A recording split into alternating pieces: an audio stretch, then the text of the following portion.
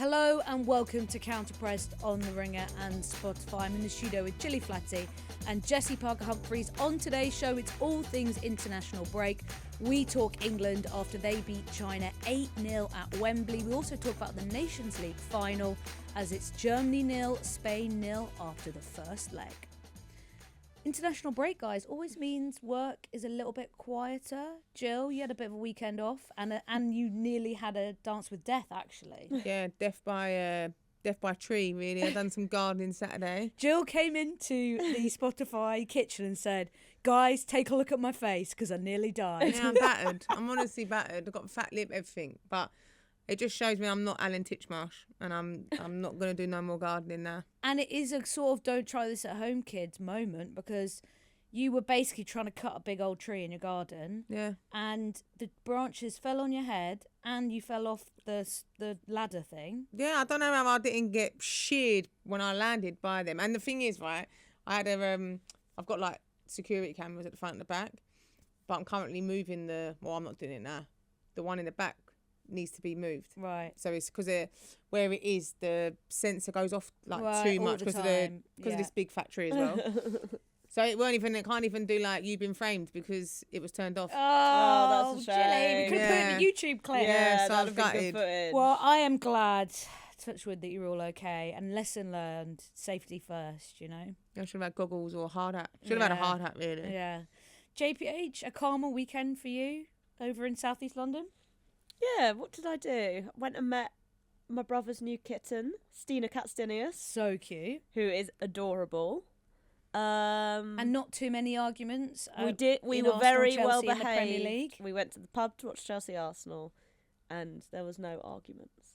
We Good. were well behaved, and we were well behaved in our group chat as well. We weren't were. we? I mean, You were so funny because it was like, okay, there's a group chat which is Flo and Flo's partner and me and my partner. And we were like, because Holly is an Arsenal fan, we were like, we won't talk on Sunday. there'll be a In the truce. chat. A Oh, truce, really? yeah. But then Flo just kept texting in it. No, but I was trying to do funny non-Arsenal Chelsea related She was content. like, have you seen this? Have you seen this? I was like, we're not meant to not be talking to each other. It was about like other things going on in football that weekend. But then Jessy nearly got rattled by Because you posted something. And Oh. then by that point I had 3 pints, so I was getting rattled. No, but it's because I said, given the circumstances, that it actually was like kind of an okay point for both teams because Chelsea went down to 10 men. So to get a point with 10 men, it ain't that bad. But Chelsea probably would have won the game if they had 11 players. So I think that was what maybe prodded I just got mad again. No, the thing I'm mad about is the bloody Bentancur red card. I know. That was the thing that I was ranting and raving about. Yeah, in the I pub. still think about that challenge a lot, actually. I know. It's weird. Well, me too, It especially doesn't yesterday. involve any of like not my team, but I do. I still haven't seen a good reason why. Anyway, that's for another day. That's for our men's football podcast. Anyway, let's start with some England chat. Let's talk about England 8, China 0 next. So, we were there on Saturday, me and Jessy enjoying our Wembley lasagna. They had lasagna, the Wembley lasagna. It was huge. It was the size of the pitch. They cut it up. We all got a little bit. Oh my God. It's important as well because mine and Flo's all-time favourite press food. We spoke about this on the pod before. It's a classic. Is Delia's lasagna from Carrow Road. Were you there that day, Jill, at Carrow Road, Arnold Clock Cup, R.I.P.? England 0, Spain 0. Hannah Hampton, No. Jill Slot England in debut. midfield. The only Yeah. time I went with Carrow Road was when they had chili, and I'd done the Was it England good? versus Ireland. Oh yeah. Was it a good I went- chili? Yeah, I it went wasn't, to it wasn't that game. bad, to be fair. Yeah, it wasn't that bad. Delia knows how to cook a slap-up press box meal, I'll tell you that much. But anyway, so a return of the lasagna and for it to be at Wembley. It was perfect. My world was severely rocked. It was great. And we had Self-Esteem pre-match song, which was brilliant. Loved that as well. Sad to only get one, but, you know, the time was tight. But it worked very well, all in their England shirts. It was very sweet. And I think we had some questions come in on Instagram last night of a lot of people asking us, what did England actually learn from this game? Because as soon as you see a scoreline that high, people instantly say, oh, what was the point of that? Now, call me crazy, But it's been a while since we got one of those games. And okay, it's not great seeing such a big gap in the ability of two teams. And yes, on the route to 2027 World Cup, this isn't particularly helpful. You don't learn anything from it. I can't say anything's changed about maybe the age of this team and who the core is that England rely on. But it was quite nice just seeing England score loads of goals in front of a home crowd at Wembley. Am I being a bit basic and boring because I actually quite enjoyed it? No, I don't think so. I think sometimes this team become a bit damned if they do, damned if they don't, especially with Wiegman as well, because I think sometimes they'll play their standard starting lineup and they don't look very good, and then everyone's like, oh, this team aren't very good. We should play different players because then we might play better. But then it's like, if you play that lineup and you are very good, then it's like, oh, we should play some different players because this team are good. And you're like, well, people just want to see something different, I think. Well, also, but I also think we're going to get that tomorrow night, which is fine. I also think it's hard in our world because all of the press pack are having to find just things to talk about. So, of course, if they play badly, it's play different players. If they play well, it's why didn't you play different players? Because those are the only things to talk about when you blast someone away 8-0. Yeah. Jill, what's your take on it? I don't think every day needs to be a school day. Like, you can... Wow. Do you know what I mean? Gilly, Flaherty, teacher. December 2025. Put that on the back wall. Literally play that at her school. Not every day needs to be a school That is what I tell the kids when it comes to PE. Don't marry if you've already done this lesson. Do you know what I mean? You've already learned it. Don't need to learn it again. But my thing is, it's just sometimes it's just... Have a laugh. Like Jessy's right, you're right in the sense of you're damned if you do, damned if you don't. Like, if you go out there and you only end up winning 2-0, then people will go, oh, well, you should have buried him. Do you know what I mean? Or it's just enjoy it. Like, enjoy the fact that England have just scored 8 goals. There's different goal scorers as well. And just is sometimes nice well for England to have that game where they don't have that pressure. That's how I felt massively. And in this homecoming series that we've seen since England won the Euros, none of the performances have been that enjoyable, that fun. The Australia game was better, and we saw Lucia Kendall's great debut, and that kind of became the story, and Aggie had a good game as well. But I've been wanting one of these games that felt like a celebration of the team who pulled off the most ridiculous Euros win in front of what was a sellout crowd. 76,000 turned up. It was still fun atmosphere. The China fans were really loud. They didn't stop as well, trying to do their bit for their team. I enjoyed it, even though it was kind of the class of 2022 still doing that thing at Wembley.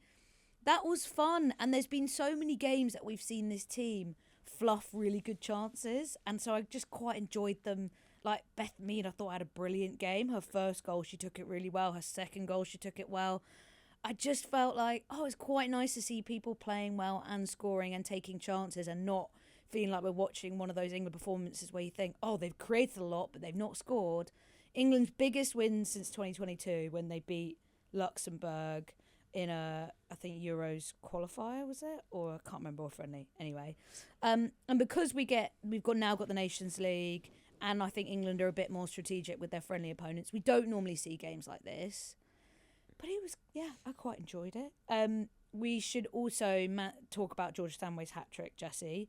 A great night for her. And maybe against another opponent on another day, there'd be actually bigger talk of a England player getting a hat-trick. It kind of feels like it gets lost in the fact it was such a big scoreline and it was a friendly.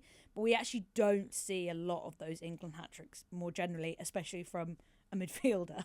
Yeah, I definitely agree. I think in a tighter game, if she scored all the England goals, we're probably talking about it more, but when you get so many goals scored, it kind of, you sort of lose track of it. Beth Mead got player of the match. I felt a bit bad for Georgia Stanway. Yeah, but it was a bit like, I think it was just how quickly the goals went in as well. It was a bit like, oh my God, what's going on? When they scored 3 in 3 minutes 50 seconds or something like that, it was just a bit like everything was, I don't know how you felt, I just felt like everything was like washing over me. But yeah, and I think, Wiegman and England aren't there to do the homecoming element. That's not their job. But to a certain extent, you have 75,000 people there. it's billed as the opportunity to celebrate this England team. You want to see those stars like Stanway, like Mead, like Rousseau, like playing, right? And playing well. And I guess that's the thing that's exciting, and it's a brilliant moment for players like Stanway to, I think she's the third England women's player to score a hat-trick at Wembley. So yeah, it's obviously like incredible. It was nice to pay tribute to Fran Kirby as well before the game. I think it's okay just to enjoy the whole shebang, basically. Yeah. I mean, China were awful. I do wonder if England were a bit like, oh, for fuck's sake. Like, I think this homecoming tour, they've probably not gone necessarily the highest standard of opponents. Like, Brazil probably is the toughest game in that, and obviously England really struggled in that match. But, like, China aren't mugs, and I think England probably would have maybe hoped that it would be a little bit of a tougher test. And I guess this is the other thing where it's like, hindsight's 2020 or whatever, because I think if you see China as the harder test of these two games in the international break, of course you kind of want to play your first choice team, because you don't want to constantly be switching things in and out. You know, you do want to keep the players who you think will be starting games in a rhythm. It just looks ridiculous because China was so bad, and like, honestly, God knows what they were doing. It's worrying for them because they've got an Asia Cup in March, which is going to be in Australia. They are the current champions. They're out of season domestically in their competition and their league, but they were really poor, Jill. I was disappointed in just how disorganised they were, because you're playing a back five, fine, that's expected against a team like higher ranked than you. If you're going to sit in, that's also fine, but they were so disorganised, didn't really apply any pressure on the ball. They weren't particularly athletic, they weren't particularly physical matching up against England, whereas I actually thought when we played them in 2023, you saw a better version of them than we saw on Saturday. So, I mean, I don't think they'd played international since July, so it's also they haven't been together as a group either. But I thought they were particularly poor.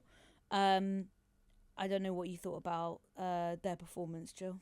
Yeah, well, I remember my England debut come up against China many years ago, and it was just, obviously there was, like Jess says, there are no mugs. Like that was a really hard game, and that was back then. So I think England are probably expecting them to be a bit tougher than what they was. But from an England's point of view, you can only beat what's in front of you. I do think it's really difficult when you've got two teams in completely different places in regards to obviously China being out of season and then obviously England in full flow. So yeah, it was obviously a difficult night for them, but it is a school day for them, because it's a good day, a good game to learn from that as well. And they're probably, in a way, it's one of them games for them where they don't want it, but will probably be grateful and thankful for having that, and knowing that obviously come next year that they obviously then need to pick things up again. There were a few scary moments that they nearly benefited from when England sort of just nearly decided to make a mistake just for a laugh. And I will say, I think Georgia Stanway and Serena Wiegman both spoke about this in the post-match. And given the scoreline, it's like, okay, how much do you take from this? But they both talked about how important it was to start fast. And I do think some of the bad habits of Wiegman's England that we saw in the Euros and before the Euros and in the course of the last 2 years has been really poor starts. I think we saw that in the Brazil game, obviously.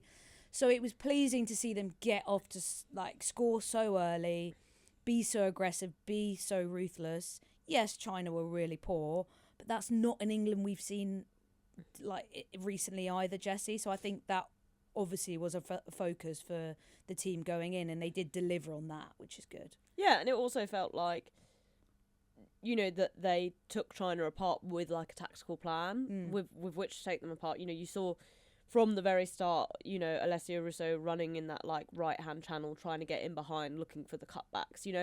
I don't think this didn't feel like a performance where it's like you just benefit from China being like total bozos or whatever. Like, it felt like England had an idea about how they wanted to attack, how they wanted to approach the game, like you say, like with a lot of energy from the start, and they saw the benefits of that. And I do think that is, a good thing, because as you say, England have had a tendency to maybe look a little bit slow. So yeah, I think, you know, in a lot of ways they got a lot out of it, and you know, they're it's good to see like Lauren Hemp playing again for England. You know, obviously she's had time out. Yeah, I think really they kind of got exactly what they wanted from it. I think the one thing is could Wiegman or should Wiegman have made more and earlier substitutes? I think that was like, I mean, Chelsea players didn't end up staying on for super long, but I was looking at Kira Walsh thinking, oh my god, like really, does England need to keep Kira Walsh on the pitch? Well, that was it. It was one of the big questions that came up on our like Instagram question box yesterday, and Wiegman was a little bit sort of not spiky, but she didn't really appreciate questions about that in the post-match, about whether she should have made more changes and earlier changes. She was very happy with the 3 changes she made at half-time. I think maybe Jess Park did a little bit more than Chloe Kelly in terms of influence, but I think a lot of fans and I think press would have expected to see some of the younger players and more of them come on at half-time, not only from a kind of overload and player minutes point of view, especially someone like Lucy Bronze, Alessia Russo, who's played a lot of football. I mean, the fact that it took until the 85th minute for Aggie Beaver-Jones to come on. That was the bizarre one. Felt really ridiculous. That felt really ridiculous because also, and I know like, I don't have the monitor on it that says when someone's in the red zone, right? So they'll have all the data when they know when players need to come off. Lotto Moy was the other player that came on at half-time, right? But we've all seen the hard graft that Alessia Russo has had to do with Arsenal this season. The girlie has been running everywhere, like backwards, forwards, sideways, whatever. The fact that she was on there until the 8th minute, and she got her goal because she stayed on so long. But just take her off. The poor girl was knackered.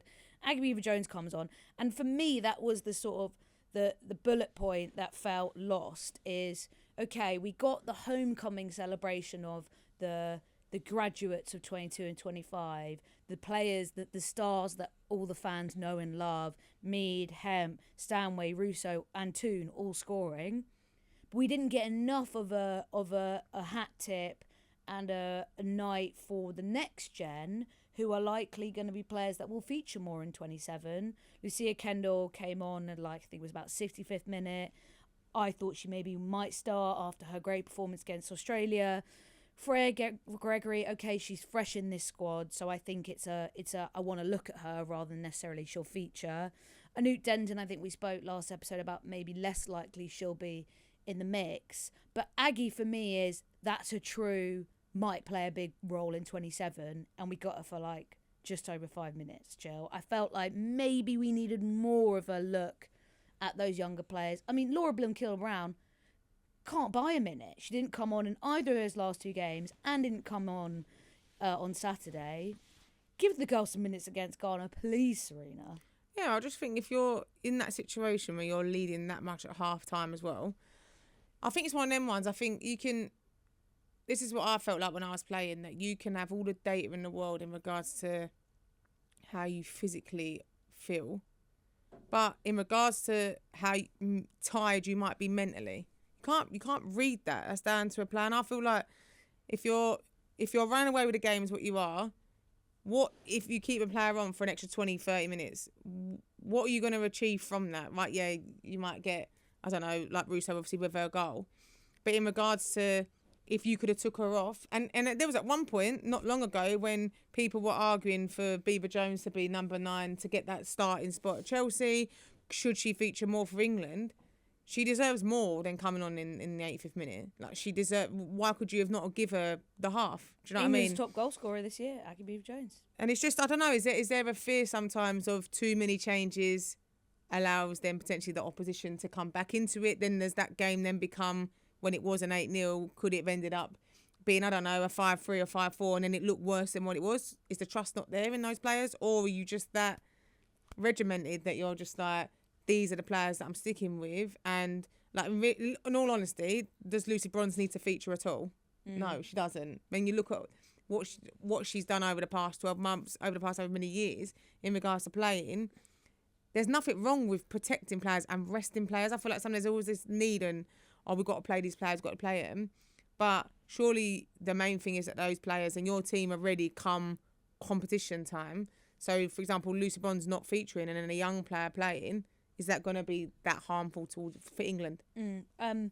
Aggie Beaver-Jones is doing the Matchday -1 press conference today, which is normally a hat tip to this player will be starting. So I think, Jessy, I think you sort of hinted at it.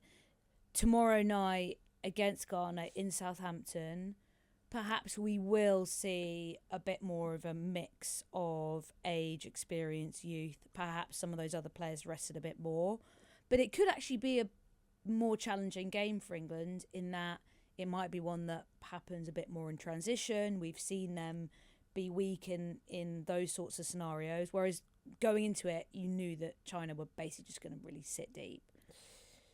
Yeah, and I mean, I think obviously it will be interesting to see what challenge Ghana poses. I think on the players sometimes it's hard when you're only halfway through an international break to really assess it, because probably if the team does all change up for Ghana, then you're thinking, well, yeah, that's fine. You probably do want, almost all of your, let's say, you've got 16, 17 players who, you really like, and then you've kind of got some more fringy ones. You probably want all of them to sort of get between, I don't know, sort of 70 to 130 minutes across 2 games, right? That seems perfectly reasonable. But it's until we've got the second game, we can't really make that assessment.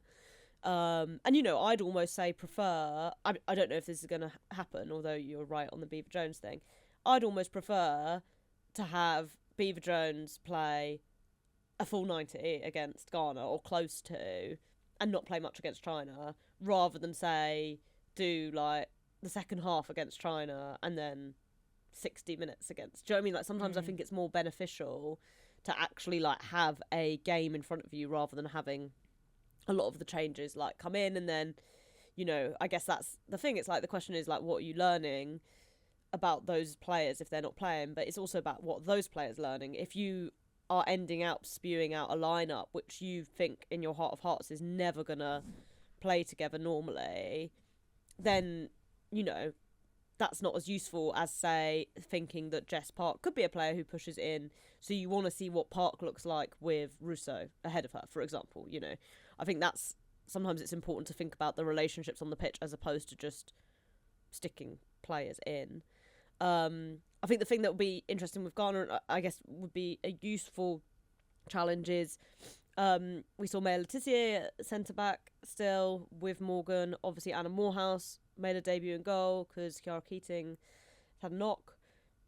So I think it would be good to maybe see that defence tested if that defence does stay the same. Obviously, we saw Lotta as well for a good chunk of time too at Wembley. So yeah, I think because the defence generally, I think, is the thing that feels most in flux, especially as you look to 2027. I think when you look at midfield and attack, there are maybe a couple of pieces that change, but you look at the age profiles, you look at the standing of those players, and I think we've said this before, you can probably write down a lot of who would start for England in that World Cup. I think it's in that back line where obviously Hampton and Williamson are fit, but I think there's a lot of question marks on almost all of those other positions.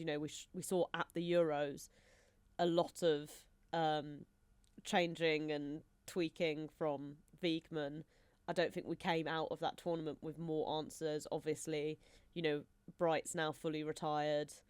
You've got Greenwood and Bronze, who both of them are on the older side. I mean, you could imagine both of them go to the World Cup. You can imagine both of them start the World Cup. But again, it's that for me. It's that group of players. It's that part of the pitch that I think is the interesting element for England at the moment. And I think stuff further forward of that, as frustrating as it might be because people want to see different players, I think if you're just being realistic about it, we kind of know who England's best 6 players are in those positions. It's not only that, it's not just knowing who and expecting who's going to start, but also it's the depth in those areas. Maybe less so with we've got 2 pretty good options at 9.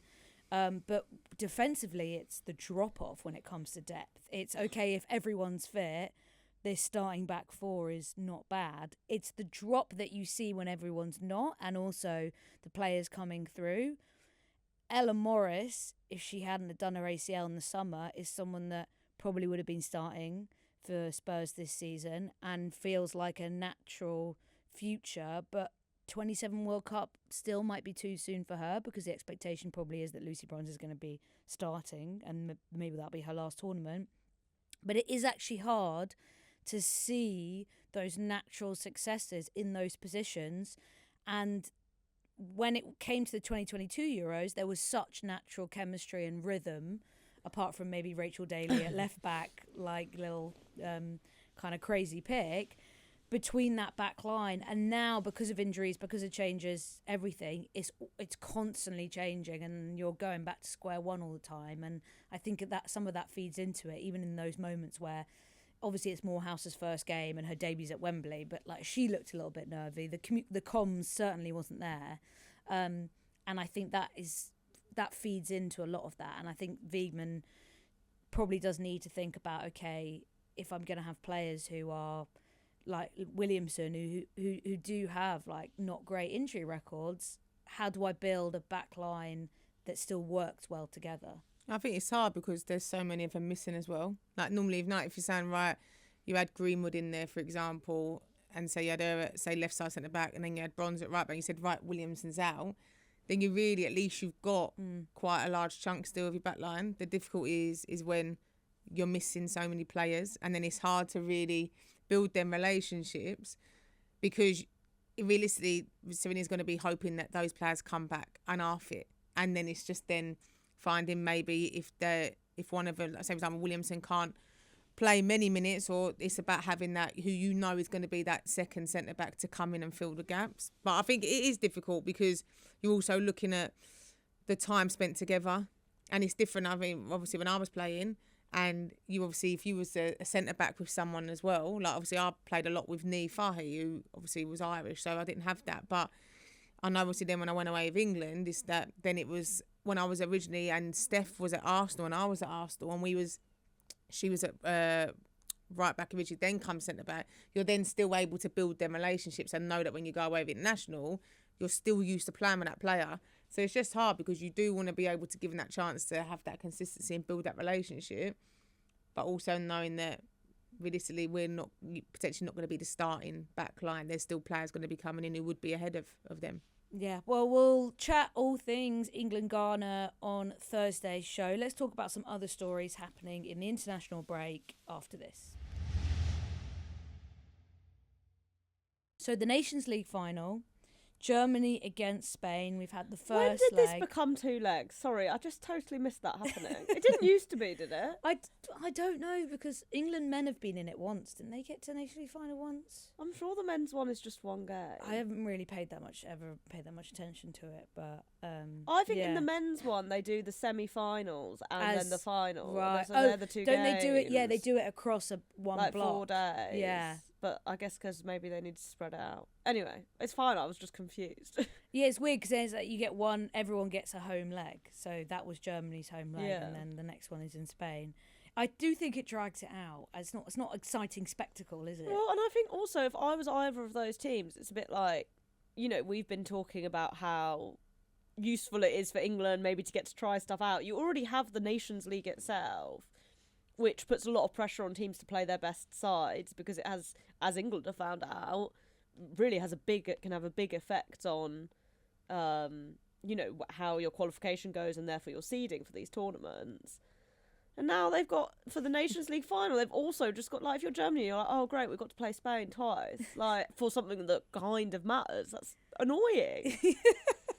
Well, it was 0-0, so, and actually Germany should have put it to bed. Then they could have rotated in the second their leg. first half, they were all over Spain, didn't take a lot of good chances.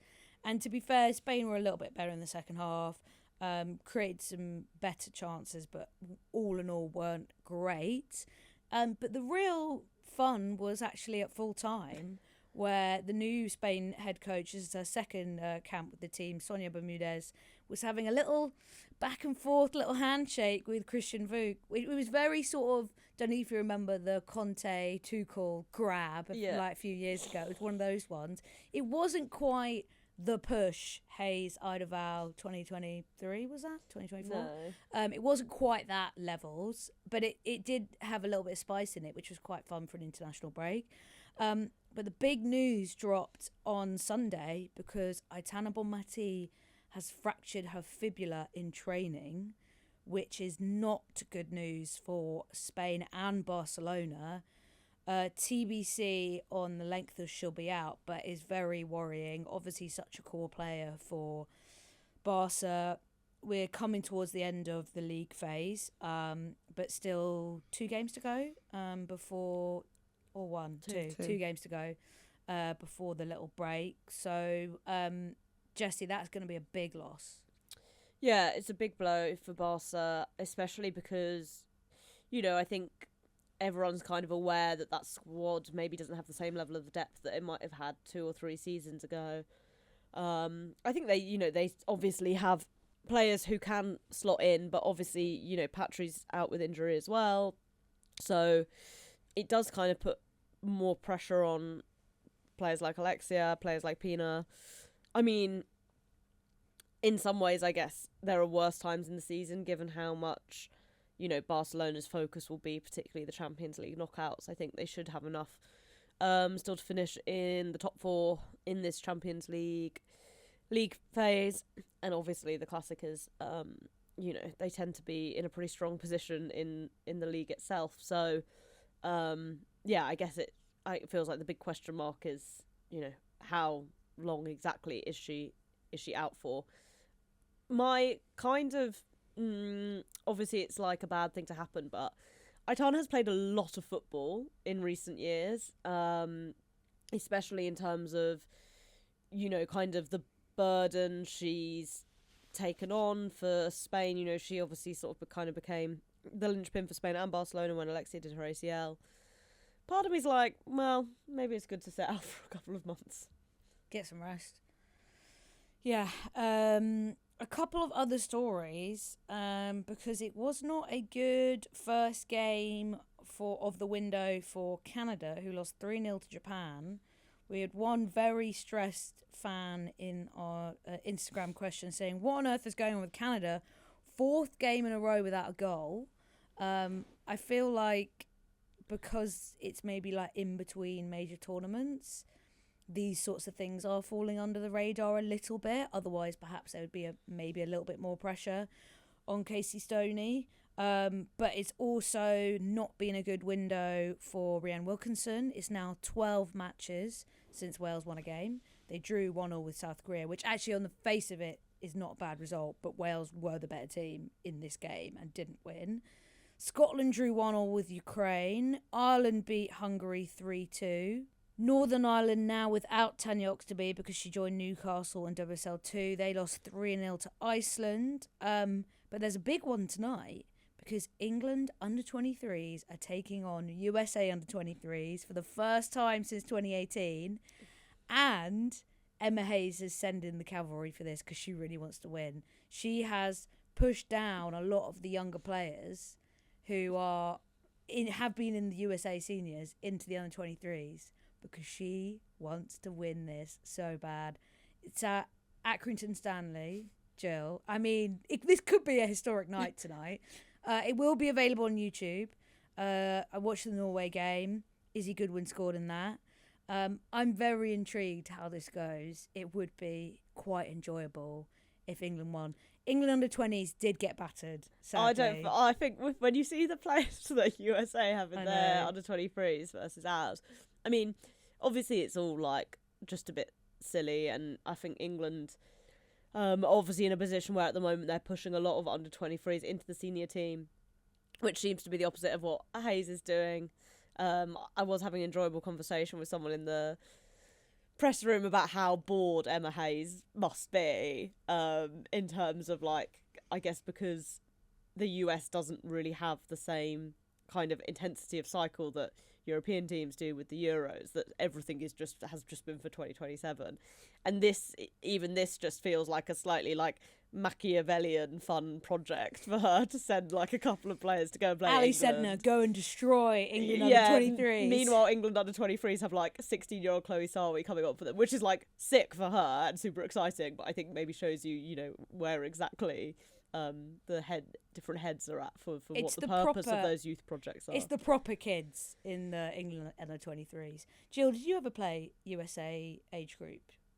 I don't think I did. I don't think they play them very often. But it's also interesting, I think, because during the 2023 World Cup, when Emma Hayes was a columnist at the Telegraph, I think it was, and she was still obviously a Chelsea head coach then, she did a big piece after USA got knocked out about kind of the tragedy of USA youth progression and performance at youth tournaments. So it does feel like, again, a project, Jessy, like you say, that she's really trying to prove a point that we need to do better on the international stage at youth group level, whereas England famously keep getting to finals and losing to Spain at youth level, and have done really well with building the identity and the pathway, especially when it comes to coaching and the sort of like England principles and philosophies and St George's Park.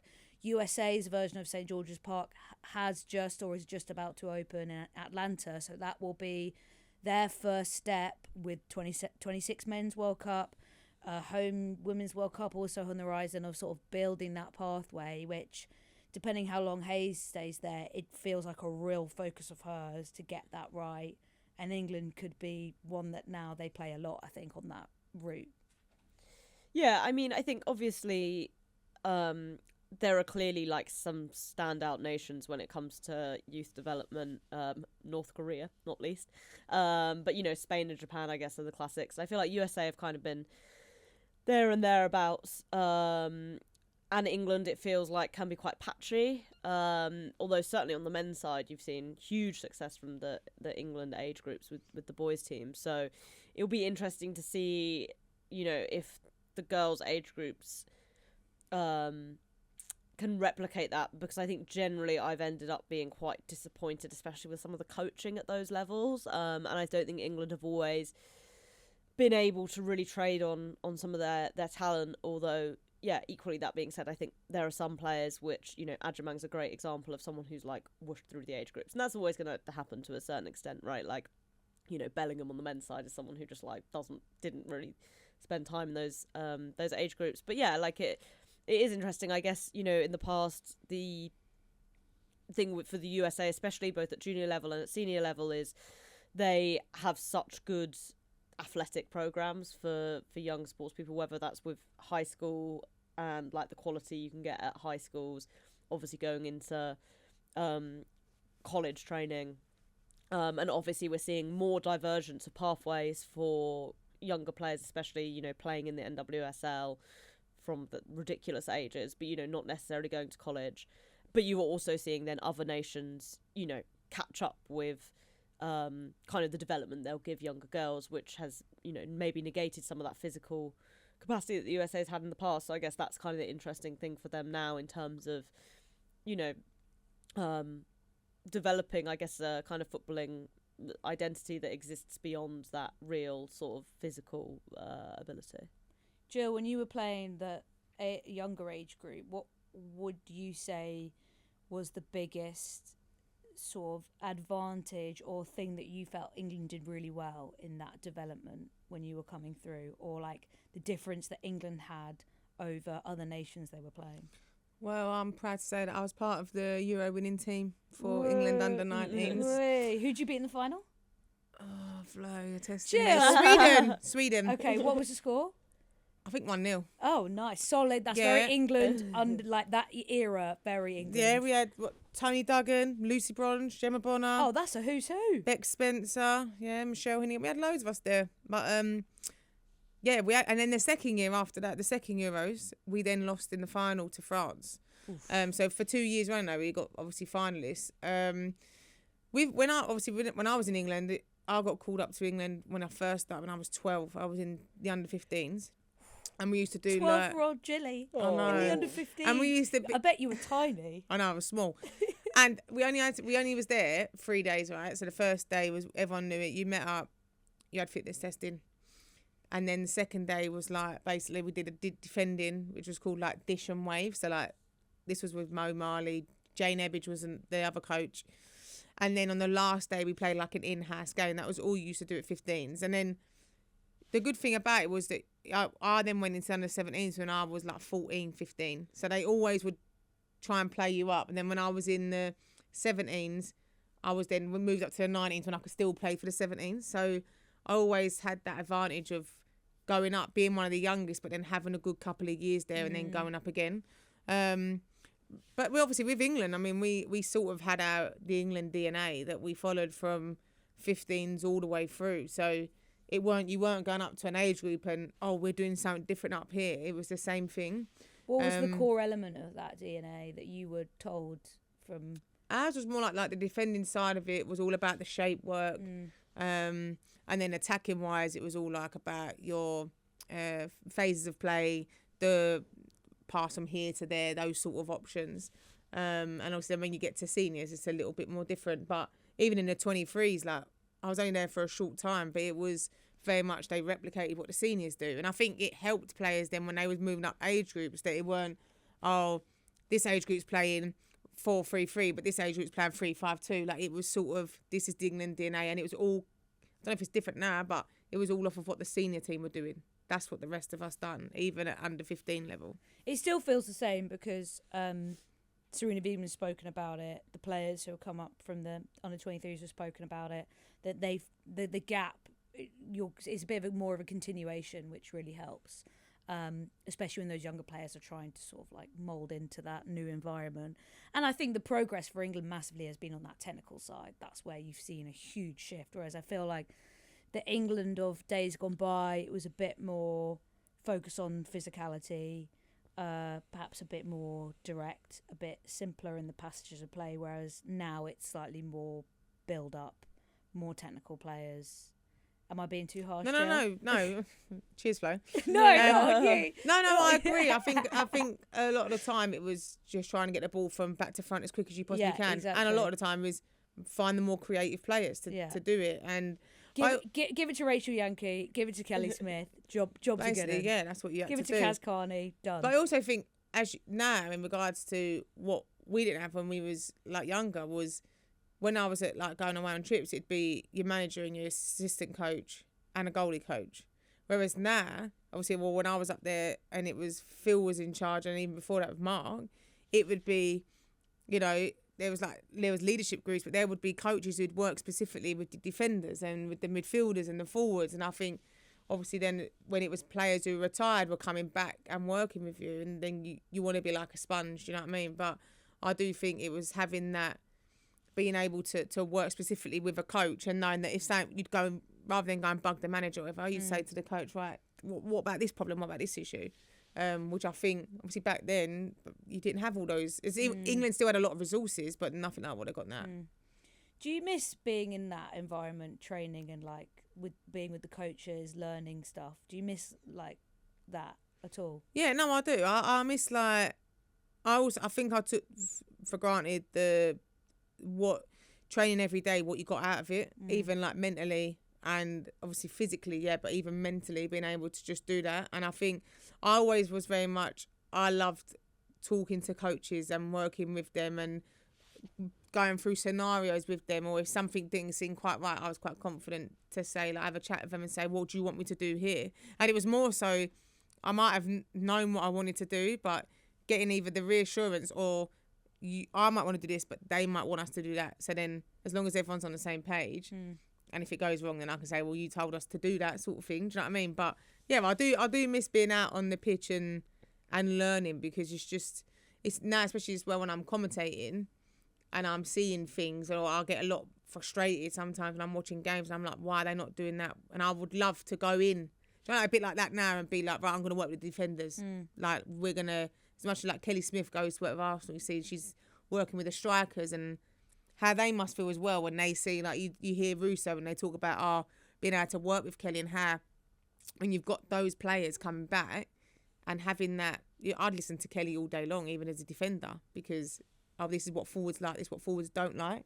So to being able to, I think, to being exposed to that and use that, I think it's key for players, and it's key for teams, I think, to be able to have players like that. And it also takes away responsibility as well from managers as such. Izzy Goodwin was actually talking about that at St George's Park, about the players she's now playing with at London City Lionesses, especially players like Nikita Paris, who she said she's just like absorbing so much from her and her experience and how she plays as a forward.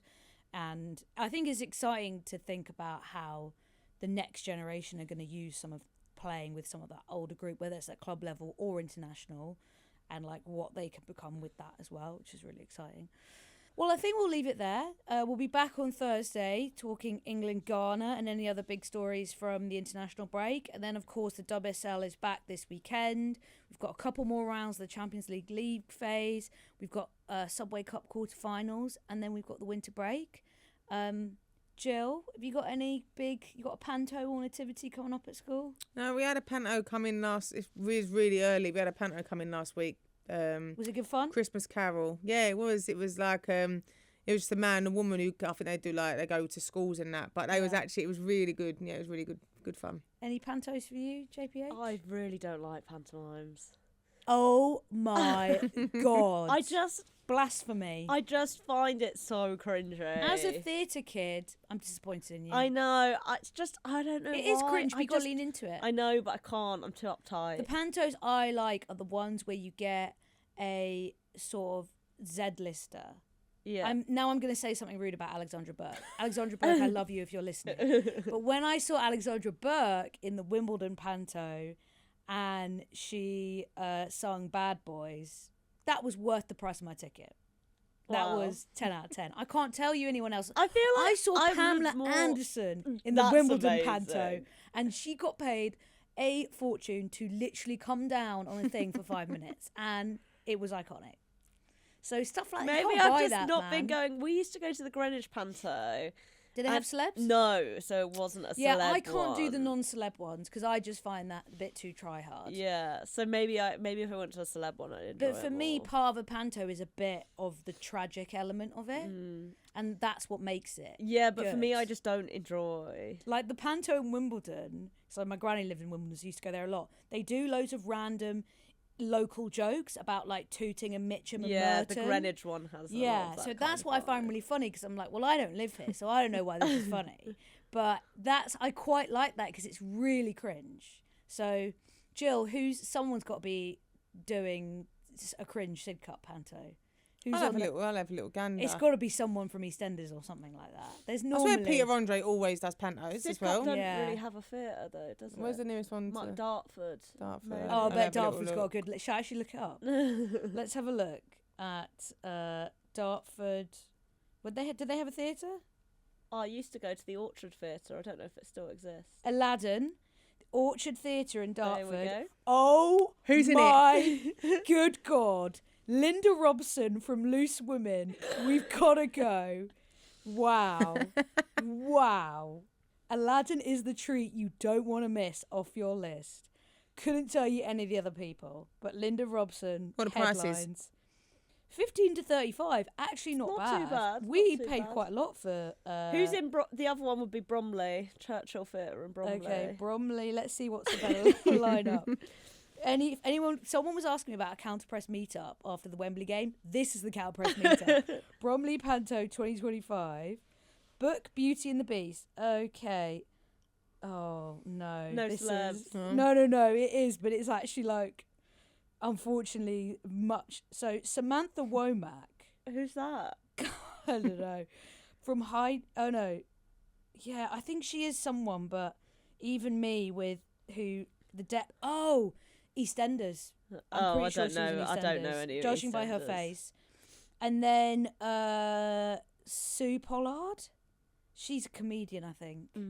It's really scraping the barrel there. So It We ain't got is. much But choice, maybe have we, London really? City Lionesses can go on a group because they play at Bromley. I would love to see Kosovare Aslani And Grace Gaoro. and Grace Sat in the Gaoro Churchill at the Theatre. Churchill Theatre watching this woman from EastEnders, who they literally have no idea she is, in Beauty and the Beast. I can take them to the spoons I used to drink in when I was underage if they want afterwards as well. Michelle Kang, I'm begging you, please, please, please, please. Okay, well, we really will leave it there then. So we'll see you on Thursday for more chat.